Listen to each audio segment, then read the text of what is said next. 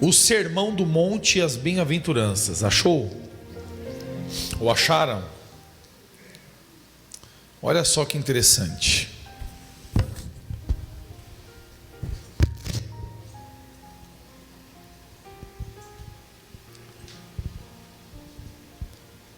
Vendo Jesus as multidões, subiu ao monte e, como se assentasse, aproximaram-se os seus discípulos e ele passou a ensiná-los dizendo. Aí começam as bem-aventuranças. E eu quero que você preste muita atenção, porque se você conseguir entender isso daqui, você vai conquistar tudo isso que está aqui também. Primeiro, bem-aventurados humildes de espírito, porque deles é o reino dos céus. Olha para o Bispo França. Jesus poderia ter dito: bem-aventurado os humildes, porque deles é o reino do céu. Mas Jesus não disse bem-aventurados humildes. Ele disse bem-aventurado os humildes de espírito. Existe uma diferença. É ou não é? O que é humildade de espírito? Primeiro você tem que entender o que é espírito, o estado espiritual. Estado espiritual é o seu jeito. Um exemplo: tem pessoas que têm um espírito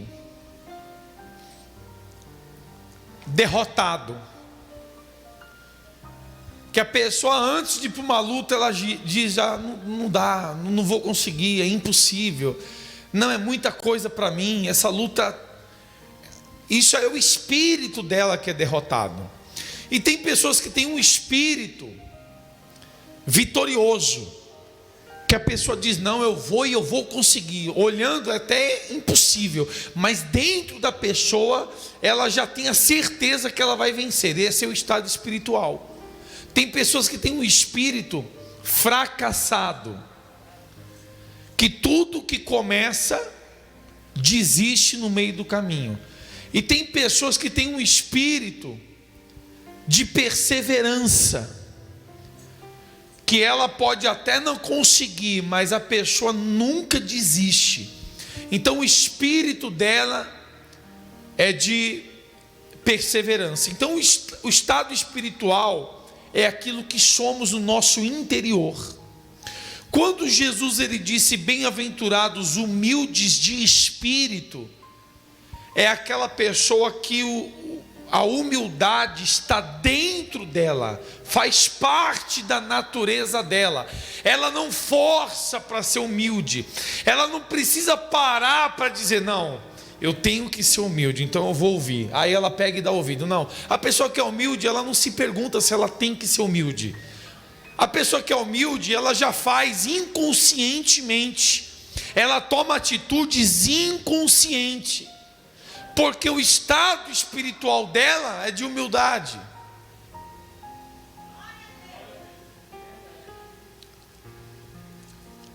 Um exemplo: um patrão, ele pega a vassoura e diz: não, deixa eu varrer aqui, porque eu tenho que dar o exemplo para os meus funcionários. Ele não é humilde, ele está ali tomando uma atitude humilde, mas ele não é humilde, porque ele só está fazendo aquilo para poder dar o exemplo para os funcionários. Quando Jesus disse bem-aventurados humildes de espírito, porque deles é o reino dos céus, significa dizer, meu irmão, que só vai alcançar o reino dos céus a pessoa que for humilde de espírito. Quem é humilde de espírito? Aquela pessoa que mesmo sendo formado em faculdade, talvez tem teologia, talvez é um doutor em medicina, talvez um advogado, um juiz, talvez um engenheiro, a pessoa tem conhecimento, a pessoa é inteligente, a pessoa é estudada, mas a pessoa ela vai lá e se curva para a palavra de Deus. Quem está pregando para ela é um Zé Ruela, um Zé Ninguém. Quem é que está pregando? Ah, o pastor, que estudo esse pastor tem? Pastor fala tudo errado, às vezes se veste mal. Está entendendo? Não tem estudo, não tem faculdade e está ali pregando. E a pessoa, para ir lá ouvir um sujeito falar que tem a 4ª série primário, tem que ser humilde de espírito. Quando a pessoa não é humilde de espírito, ela já acha que já sabe tudo, ela acha que já tem conhecimento o suficiente e ela não quer se curvar, não quer aceitar. Tem algumas pessoas que eu estou pregando aqui e a pessoa está ali assistindo, daqui a pouco eu estou pregando, porque não sei o que lá, daí a pessoa faz assim, ó.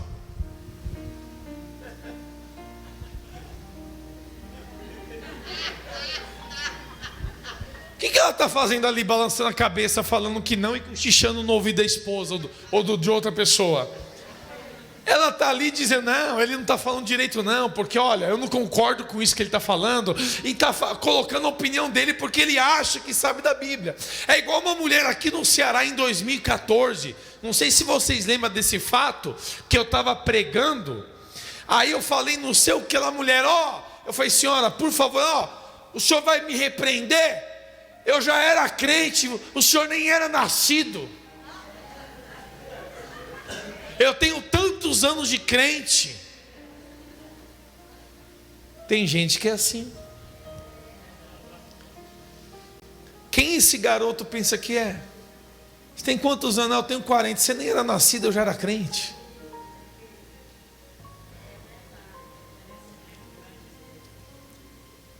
Então, quanto mais tempo de igreja, isso que você tem que tomar cuidado. Quanto mais tempo de igreja você tem, mais risco você corre. Do que? De perder a humildade de espírito. Quanto mais você conhece a palavra, mais você corre risco de perder a humildade de espírito. Não, bispo, não é o contrário, não, negativo, não é o contrário. Não, mas quanto mais eu conhecer, melhor. O diabo conhece a palavra inteira e é diabo. Conhecer a palavra não significa nada. Aí é que entra a santificação. Uma pessoa santificada em comunhão, ela vai ter essa humildade de espírito. Conhecer sua palavra não traz a humildade de espírito. Às vezes traz até a soberba. Eu já fui assim já. Eu já cometi um pecado chamado pecado da santidade. Eu me consagrava muito. O meu apelido era Anjo. O meu apelido era Anjo. Os pastores dormiam no quarto. Eu não dormia no quarto com os pastores. Eu dormia no telhado da igreja. E todas as madrugadas eu ficava me consagrando e estudando a Bíblia. Eu não falava com ninguém, eu fazia jejum de palavras, eu só abria a boca para falar de Jesus. Qualquer outro assunto eu fechava a boca e eu me calava, não conversava com ninguém. Eu era uma pessoa antissocial. Fazia muito jejum, mas muito jejum. Meu apelido virou Anjo. Só que junto com essa santificação veio o pecado da santidade. Que pecado é esse? Eu olhava para o meu líder espiritual pregando, e quando ele brincava com alguém, conversava, já ficava na minha mente, olha lá, carnal. O cara carnal, está na carne, não está santificando, está em pecado. Aí eu olhava para todo mundo, alguma brincadeira que alguém fazia, já começava a ver a pessoa como qualquer uma.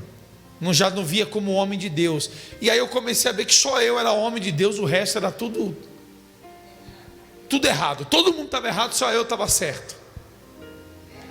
Não, e detalhe, como que alguém vai me convencer que eu estou errado? Porque para mim a pessoa está errada, a pessoa está andando no pecado e eu sou o santão, eu sou de Deus, eu que estou certo.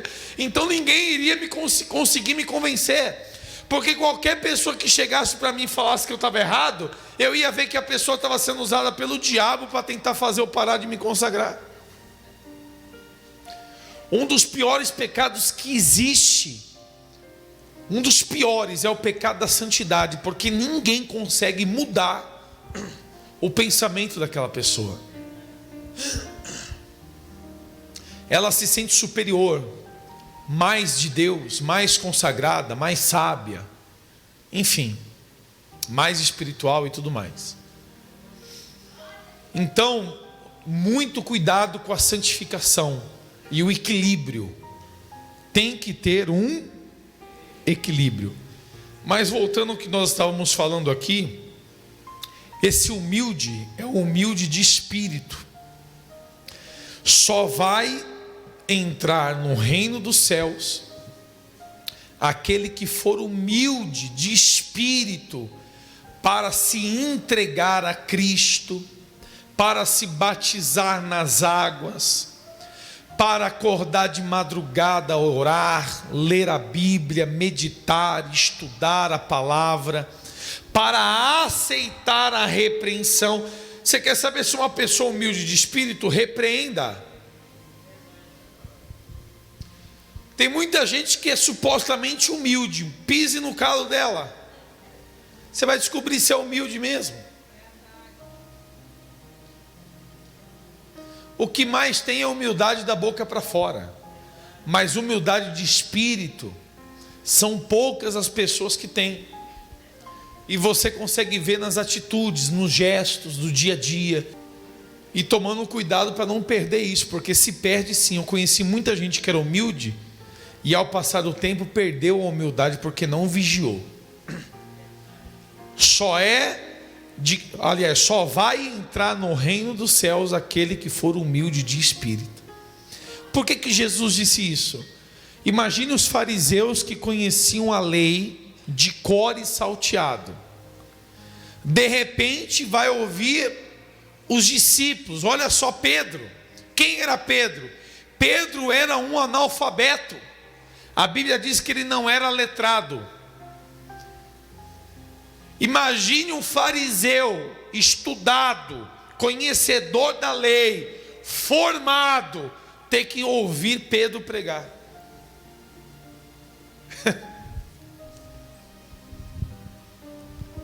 É muito difícil. Muito difícil. Então teria que ser humilde mesmo de espírito para poder ouvir os apóstolos pregarem, porque dos apóstolos ali, o único que tinha estudo era Paulo e Lucas, que era médico. O resto ali era tudo meia boca. Mateus, cobrador de impostos, os outros que era meia boca, e a maioria ali era pescador. Não tinha estudo nenhum não, gente.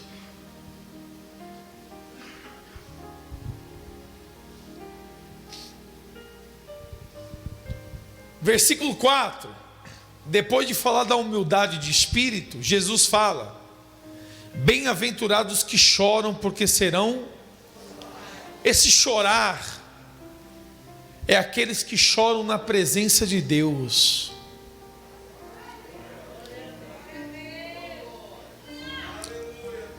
Meus irmãos, o choro mais sincero que existe é o choro na presença de Deus. Quem chora na presença de Deus, primeiro, está se humilhando. E isso é uma boa coisa, porque Jesus disse: aquele que se humilhar debaixo das poderosas mãos de Deus, será exaltado em tempo oportuno. Ele diz: humilhai-vos debaixo das poderosas mãos de Deus, para que Ele em tempo oportuno vos exalte. Ou seja, em tempo de oportunidade, você tem que se humilhar e saber esperar o tempo da oportunidade. A oportunidade não nasce todo dia.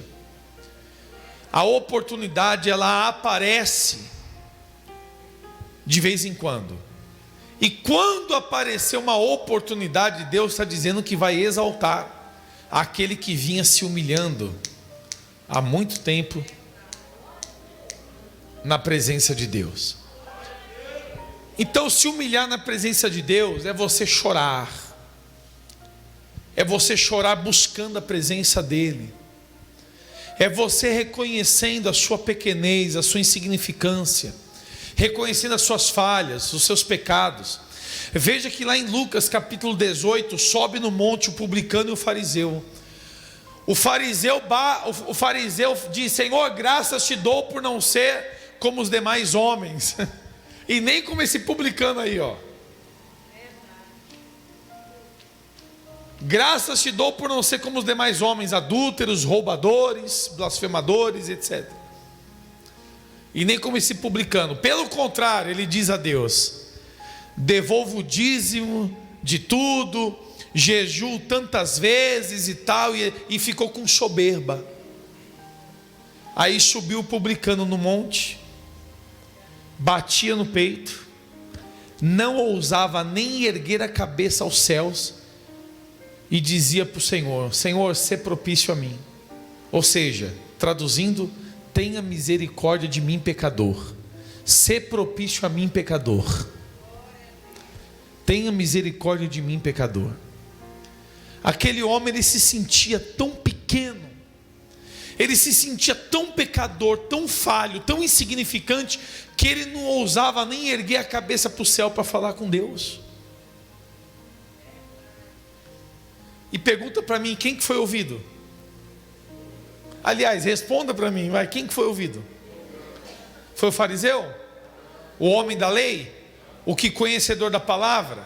O que dizimava e não pecava? Não. Quem que foi ouvido por Deus? O publicano, o pecador. Jesus disse que este desceu justificado. Então, chorar na presença de Deus não é você chorar por um problema, é você chorar buscando a presença dEle, reconhecendo que você não é merecedor, reconhecendo que você é pequeno, é falho, reconhecendo que você não é nem digno de estar dirigindo a palavra a Ele. Você está falando com Ele, mas você reconhece que você não é digno de estar falando com Ele. E quando você reconhece a sua pequenez, olha, pai, eu estou lendo para você aqui, mas já chorei muito lendo essa palavra aqui. Porque você vai lendo a palavra e Deus vai dando revelação. Lá em Salmos capítulo 5, versículo 8, ou é capítulo 8, versículo 5? É um dos dois. Davi ora a Deus dizendo assim, acho que é 8, 5. Davi ora a Deus em Salmo 8, 5, dizendo assim: quem é o homem para que dele te lembres? É isso? Davi estava falando com Deus, orando, e Davi falou: Senhor, eu estou chegando numa conclusão aqui. Quem eu sou para estar falando com o Senhor? Quem eu sou para que o Senhor se lembre de mim? Eu sou um lixo de pessoa, um pecador, uma porcaria de ser humano, e o Senhor ainda se preocupa comigo, mesmo eu não valendo nada. Por isso, da interrogação, da pergunta de Davi: quem é o homem para que dele te lembres? É a mesma, fala um inseto nojento, que barata. Imagine você se preocupando com uma barata. Não, deixa eu pegar a baratinha aqui, vai lá, vai, deixa eu te ajudar aqui, que quase que o escorpião está te comendo, vem para cá. Aí você está se preocupando com uma barata. É mais ou menos isso. Você sabe que nós somos piores do que barata, né? Você tem consciência disso, né? Tem não? Ah, bom, pensei que não. Porque Porque você, sendo um animal racional e conhecendo a palavra de Deus, a verdade, faz errado, você é pior do que um inseto. Eu também sou.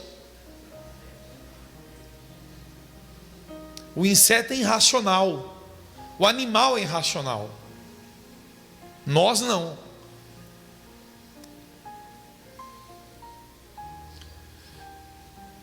Deus, ele diz que o único coração que ele colocou a eternidade foi no coração do homem.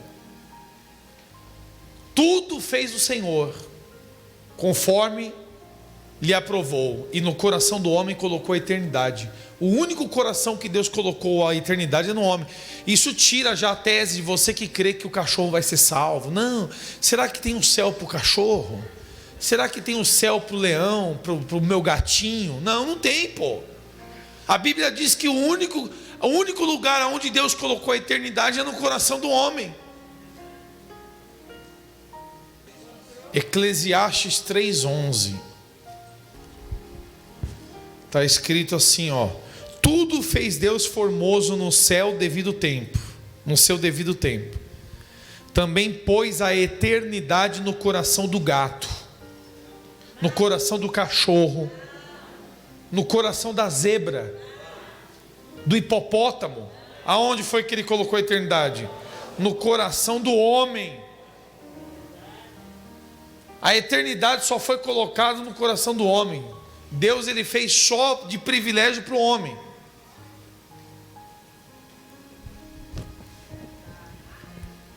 E mesmo ele tendo feito tudo isso, nós ainda cometemos tantos erros. Por isso que Davi perguntou: quem é o homem para que dele te lembres? Então, chora na presença de Deus, chora buscando a vida eterna, chora como aquele publicano no monte, batendo no peito e falando: tenha misericórdia de mim, pecador. E bem-aventurados que choram, porque serão consolados. Se você chorar e se humilhar na presença de Deus, aí o Consolador vai vir até você. Quem é o Consolador? Está escrito lá no livro de João, acho que no capítulo 14 e no capítulo 16, o Consolador é o Espírito Santo. Você só vai receber o Espírito Santo se você se humilhar buscando a presença de Deus. Não tem outra forma de receber o Espírito Santo. A Bíblia diz para nós buscarmos o reino de Deus como uma criança recém-nascida busca o leite materno. É com choro, é com lágrimas, é gritando, esperneando, se humilhando. Se não for dessa maneira, o Consolador não vem. Se você quer receber o Espírito Santo, você tem que se humilhar e tem que chorar muito na presença de Deus, buscando a presença dele. E isso mostra que só vai receber o Espírito Santo quem tem o coração aquebrantado. Está cheio de gente na igreja. Eu já escutei tanta gente falando: homem que é homem não chora.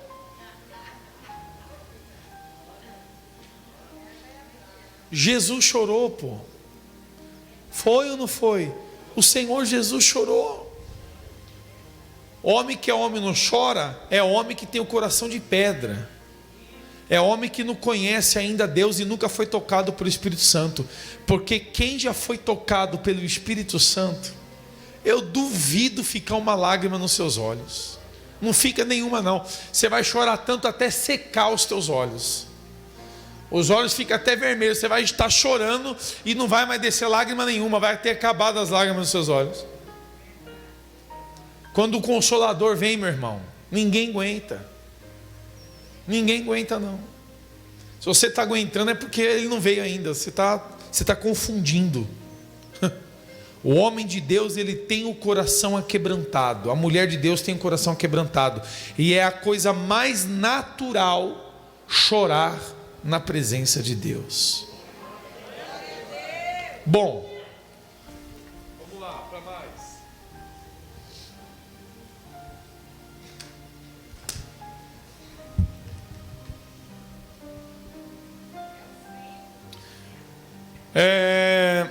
Cinco. Bem-aventurados mansos, porque herdarão a terra. Vou traduzir: bem-aventurados mansos, porque conquistarão seu espaço. Presta atenção. Se você é uma pessoa que não é mansa, você quer arrumar confusão com todo mundo, você quer ganhar no grito. Tá cheio de gente assim, tá? Quer ganhar no grito, quer ganhar gritando, enfrentando todo mundo, beleza. Você vai gritar, você vai conquistar ali um espaço na briga. Só que você não vai ter amigos, você só vai ter inimigos. E mais cedo ou mais tarde, na primeira oportunidade que tiver, você fez tantos inimigos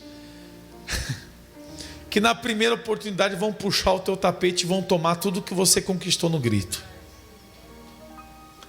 Quando a Bíblia diz bem-aventurados mansos, porque herdarão a terra, significa dizer que com a mansidão você consegue conquistar o seu espaço. Aonde você for, você conquista o espaço. Você pode entrar em qualquer comunidade que você conquista o seu espaço. Você pode trabalhar em qualquer empresa que você conquista o seu espaço. Você pode ir para qualquer país ou qualquer lugar, com mansidão você conquista o seu espaço. Então, para você herdar a terra, o que é herdar a terra? É conquistar o seu espaço aqui nesse mundo, aqui nessa terra. Você tem que ter mansidão. Ninguém suporta ficar perto de pessoa prepotente, arrogante, nervosa, que tudo faz briga, tudo faz guerra.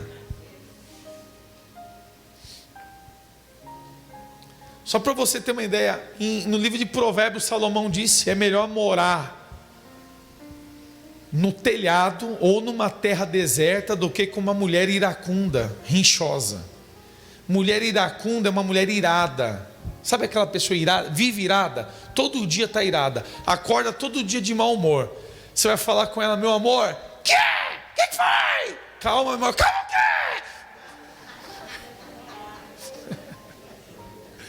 Quem conhece gente assim? Bispo, eu conheço, isso aí sou eu.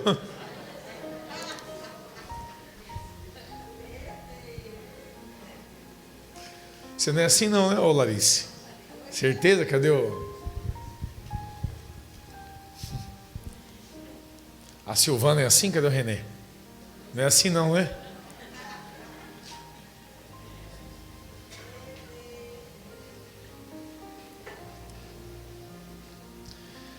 Quer conquistar seu estado? Seja manso. Vamos lá, repetindo: humildade de espírito, você está no reino dos céus. Você vai conseguir alcançar, porque você vai precisar de humildade para você entender, aceitar a repreensão, a exortação, passar pelo deserto. Se você não for humilde de espírito, você não aguenta passar pelo deserto não, e perseverar. Chorar na presença de Deus para você receber o Consolador, para você ser consolado pelo Espírito Santo. Ser manso para você herdar o seu espaço, para você conquistar o seu espaço. 6. Bem-aventurados que têm fome e sede de justiça, porque serão... O que é isso, Bispo França? Que a palavra de Deus está dizendo: fome e sede de justiça. Repita comigo: a pior injustiça que existe é a igualdade. Sabia disso? Não? Então a senhora vai aprender agora. A pior injustiça que existe é a igualdade. Imagine a senhora, uma pessoa que negou a vida inteira o cigarro, bebida, adultério, prostituição, foi para a casa de Deus, creu, buscou a Deus e foi salva. E uma pessoa que andou uma vida na promiscuidade, na prostituição, no adultério, bebidas, vícios, foi uma pessoa, e ir para o mesmo lugar que a senhora. Imagine só, chegar lá: e aí, como é que tá? Como é o nome da senhora? Aí o cara da facção criminosa chega lá: e aí, dona Grace, Pô, estamos juntos aqui no céu. É nós aí, dona Graça.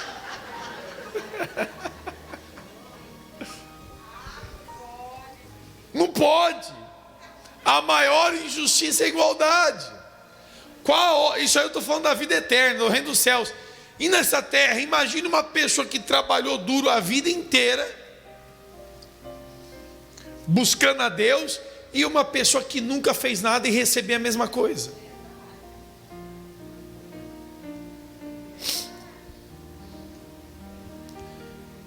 Imagine uma pessoa cheia de ódio e uma pessoa cheia de amor, e as duas viverem do mesmo jeito.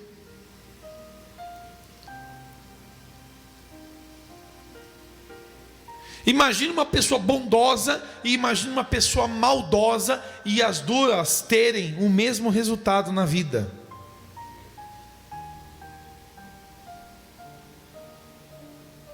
A pior injustiça que existe é a igualdade.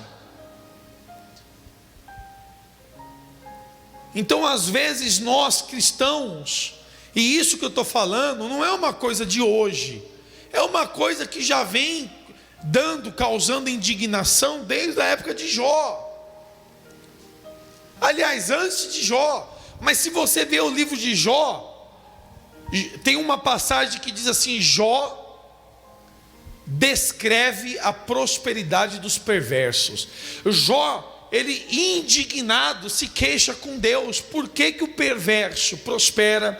O perverso vive feliz, o perverso vive longevidade, tem longevidade, o perverso vai para a sepultura em paz, vive tranquilo com a família. E Jó dizendo: eu estou te servindo, meus filhos morreram, minhas filhas morreram, perdi tudo, estou doente, estou secando, eu estou vivendo uma vida desgraçada.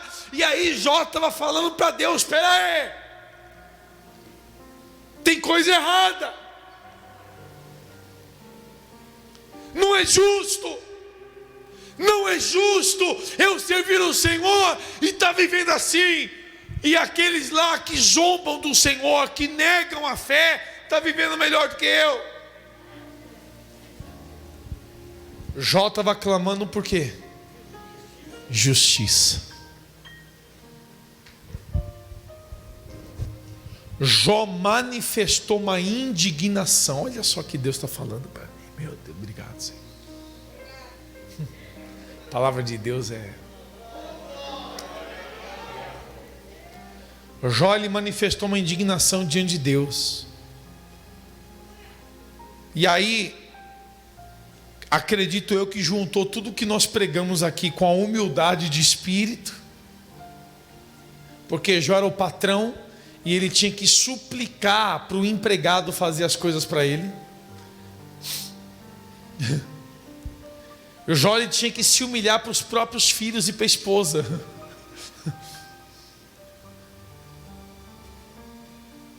O Jó, ele chorou na presença de Deus para ser consolado.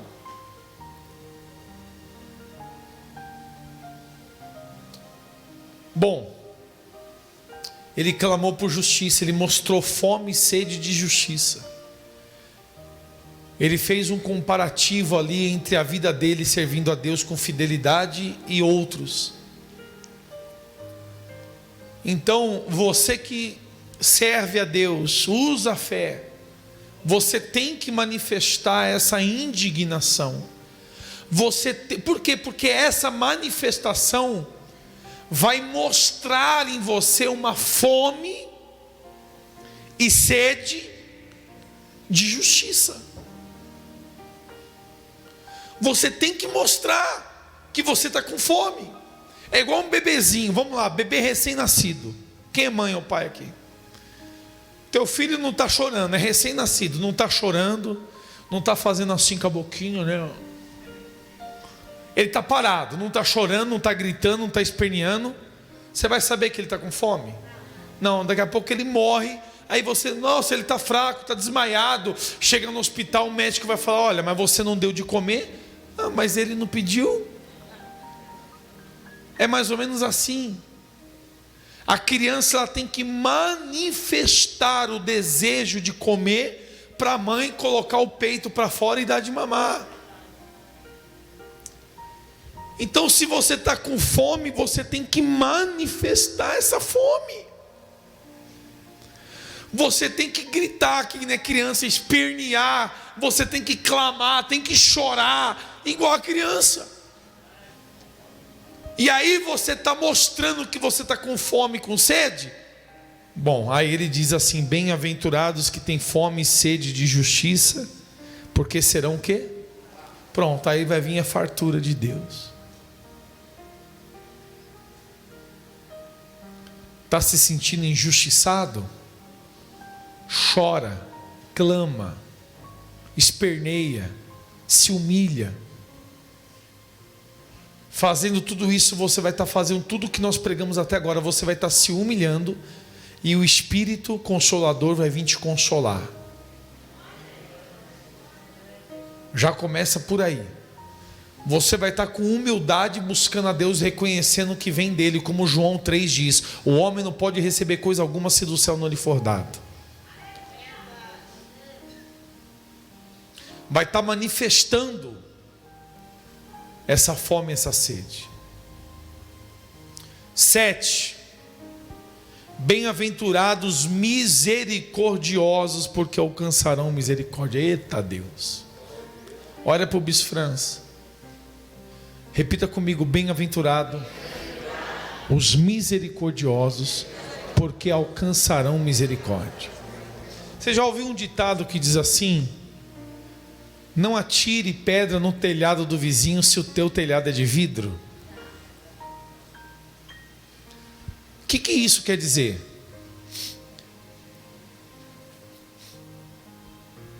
Não fale do erro do outro, sendo que você também tem erros. Porque se você falar do erro de alguém, alguém vai falar dos seus. Não derrube a casa de alguém, porque amanhã ou depois alguém derruba a tua. Tudo isso significa essa palavra: bem-aventurados misericordiosos, porque alcançarão misericórdia. Quando você vê alguém errando, em vez de você julgá-la, condená-la ou falar do erro dela, lembre-se que você também tem erros. E a Bíblia diz que tudo que o homem semear também. Minha mente hoje não está boa. Tudo que o homem semear, isso também. Então, se você vê alguém errando e você orar por aquela pessoa, como você também tem erros, alguém vai ver o teu erro e alguém vai orar por você também. Se alguém errar contra você e você perdoar aquela pessoa, você tem que entender que você também tem erros e você vai errar contra pessoas. E você perdoando quem errou contra você, quando você errar, você também vai ser perdoado.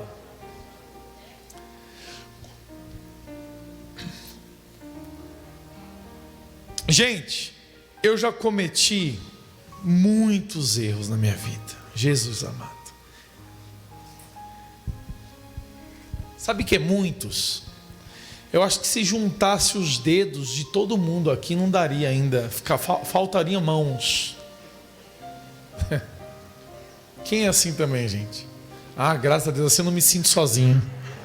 Eu não me sinto pecador sozinho. Ainda bem que tem um monte de pecador aqui junto comigo.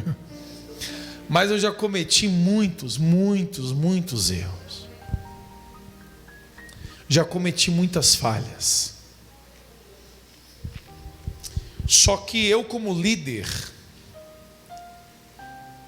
já teve várias pessoas que cometeram erros contra a minha pessoa.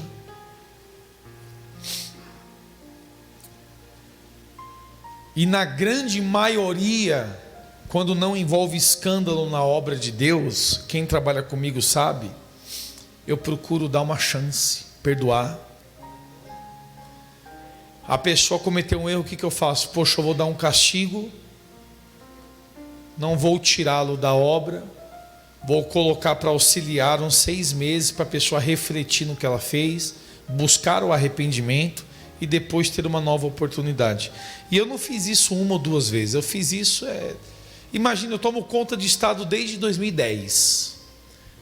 Já são 11 anos cuidando de estado. Dirigindo homens, liderando. Eu liderei acho que muito mais de 1000 pessoas. Só em 2010 na Bahia eu tinha 414 pastores. Fora os que eu já tinha tirado da obra e fora os que eu coloquei a mais. Imagine quantas pessoas eu já liderei ao longo do meu ministério. Muitas, né? Agora imagine, quanto mais pessoas você lidera, mais problemas você tem.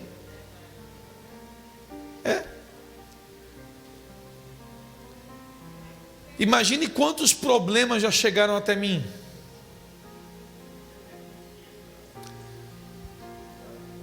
Aí entra a liderança. A maior virtude de um líder é a justiça. Aí às vezes eu olho para o erro de um pastor ou de um bispo e eu falo assim: poxa, dá para relevar, dá para consertar. Eu vejo que esse rapaz tem um futuro, dá para consertar ele, dá para corrigir. Eu peso na balança e vejo o erro de imaturidade. Aí eu penso comigo bem assim: poxa, eu também sou cheio de erros.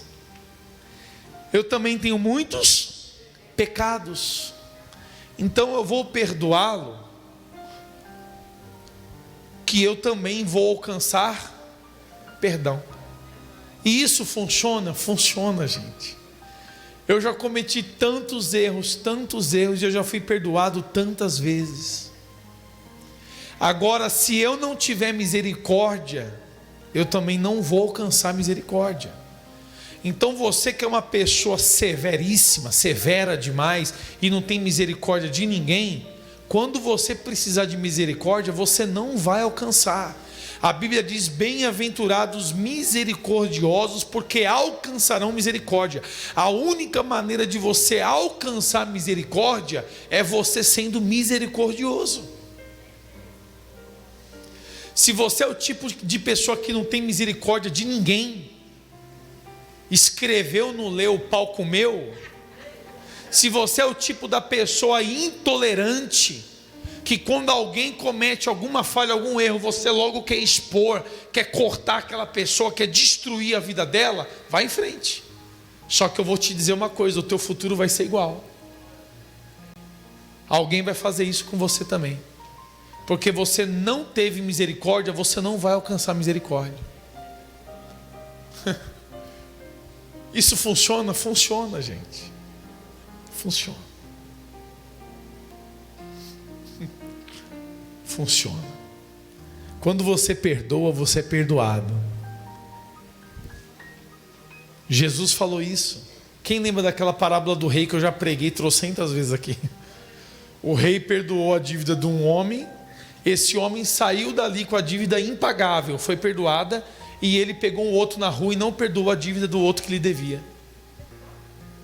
Aí o rei mandou chamar ele e falou: vem cá, eu não perdoei a sua dívida? Se eu perdoei você, não era para você ter perdoado o outro também? Quer dizer, recebeu o perdão, mas não quis perdoar, então agora você não está perdoado. Manda ele para os verdugos, até que ele seja pagado a dívida. Ou seja, não vai ser pago, a dívida dele era impagável. E Jesus disse: assim também vós, se não perdoardes de todo o vosso coração, não alcançareis o perdão. Você só vai ser perdoado dos seus pecados diante de Deus se você conseguir perdoar todos os pecados de todos que pecarem contra você. Quer um exemplo? Quer? Talvez o teu marido errou contra você e você não perdoou. Ah, mas ele errou 10 vezes. Caramba. E quantas vezes você já errou contra Deus? Você consegue contar nos seus dedos? Não, né? Aí você quer que Deus perdoe 1 milhão de erros teu e você não conseguiu perdoar 10 erros de outra pessoa? Quer dizer, você não vai alcançar o perdão se você não perdoar. Por isso que a Bíblia está dizendo: bem-aventurados misericordiosos, porque esses, como estão sendo misericordiosos, vão alcançar misericórdia também. Que mais, bispo? Versículo 9. Bem-aventurados pacificadores, porque serão chamados filhos. Eu pulei? O 8 eu nem vou ler, que eu já sei de cor e salteado. Bem-aventurados limpos de coração, porque verão a Deus. É isso mesmo? Eu pulei o 8, tá certo. Gente, essas bem-aventuranças que eu estou lendo para você, você como crente, você tem a obrigação de decorar ela. A base da vida cristã está nessas bem-aventuranças aí. Repita comigo: bem-aventurado é o mesmo que feliz. Quando a Bíblia diz bem-aventurado o homem, a Bíblia está dizendo feliz é o homem. Se você quer ser feliz, então você tem que entender, tem que saber dessas felicidades, dessas bem-aventuranças. Você tem que decorar isso aí. E tem que lembrar disso todos os dias da sua vida. Então, bem-aventurados limpos de coração, porque verão. Quem quer ver Deus na sua vida? Quem quer ver Deus no seu casamento? Quem quer ver Deus na sua família? Quem quer ver Deus na sua saúde? Quem quer ver Deus na sua vida financeira? Você quer ver Deus na sua vida? Não tem como você ver Deus com coração sujo ou malicioso. O seu coração tem que estar limpo. Eu falei disso domingo passado. A Bíblia diz: de tudo que tem que se guardar, guarde o seu coração. O bem mais precioso que você tem é o seu coração, porque Deus habita nele. Se o teu coração está sujo, Deus não habita nele. O coração sujo é um coração malicioso, é um coração maldoso, um coração cheio de mágoa, cheio de ódio. Tem pessoas que dizem: não, eu perdoei meu marido. Aí quando tem uma briga, 10 anos depois, ela está jogando na cara coisa que aconteceu há 10 anos atrás. O seu coração está sujo, pô. A realidade é essa. Uma pessoa te fez um mal, você perdoou. Aí quando tem uma briga, você volta no passado para poder lembrar do que a pessoa fez. O seu coração continua sujo. Isso, pronto. Vomita tudo na cara da pessoa. É a linguagem popular, né?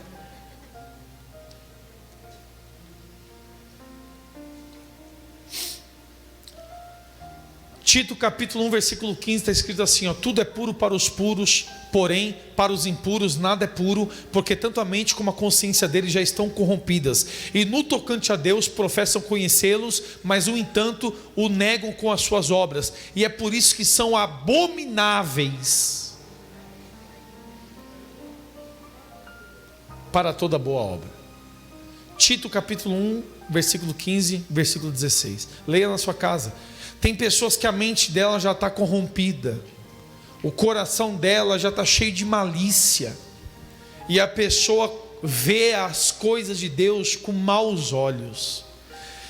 Aí você não vai conseguir ver Deus na sua vida, porque em Mateus capítulo 5 versículo 8 está escrito: bem-aventurado os limpos de coração, porque verão a Deus. Só tem como ver Deus tendo o coração limpo.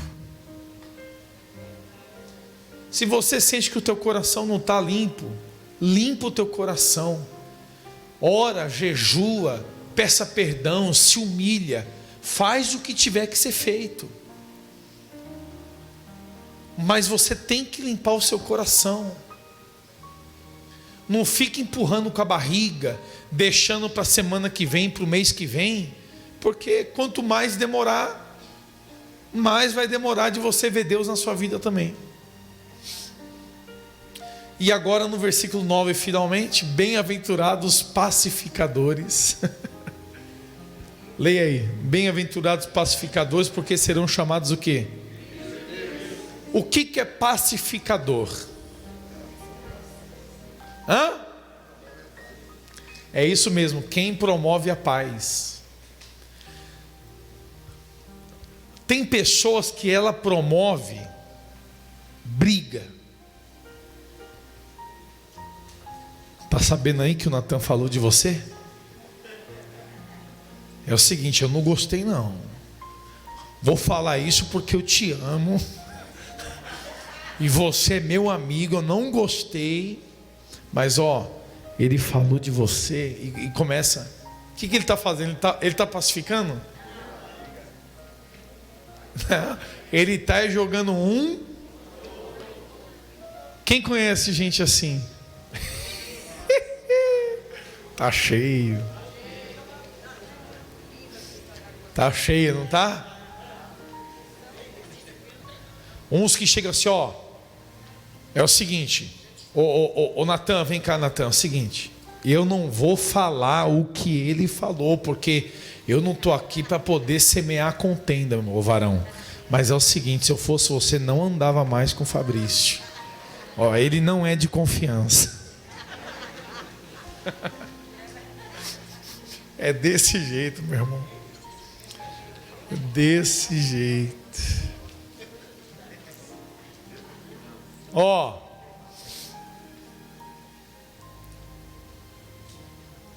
Pacificador é aquele que ele aonde chega promove paz. Existem pessoas desunidas, ele faz as pessoas serem unidas. Existem pessoas brigadas, ele faz a pessoa fazer as pazes.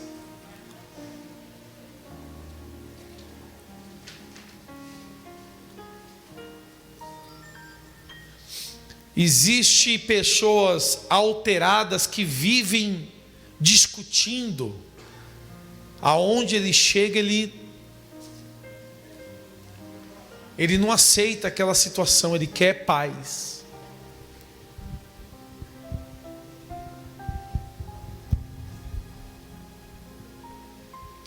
O pacificador, ele consegue unir pessoas, ele consegue fazer pessoas se perdoarem, ele consegue unir famílias, ele consegue unir propósitos.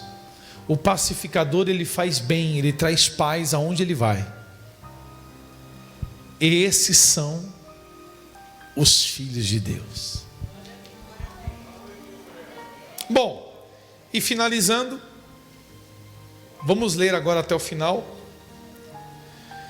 Versículo 10: bem-aventurados perseguidos por causa da justiça, porque deles é o reino dos céus.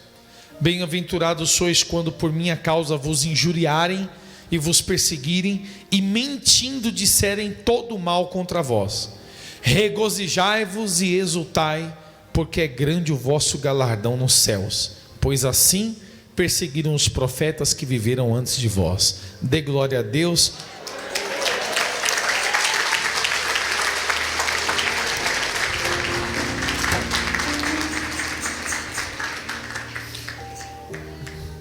Amados, espero que você tenha conseguido entender. É muito importante você guardar essa mensagem no cofre do teu coração. Porque bem-aventurado significa o que mesmo? Feliz. Então as bem-aventuranças significa as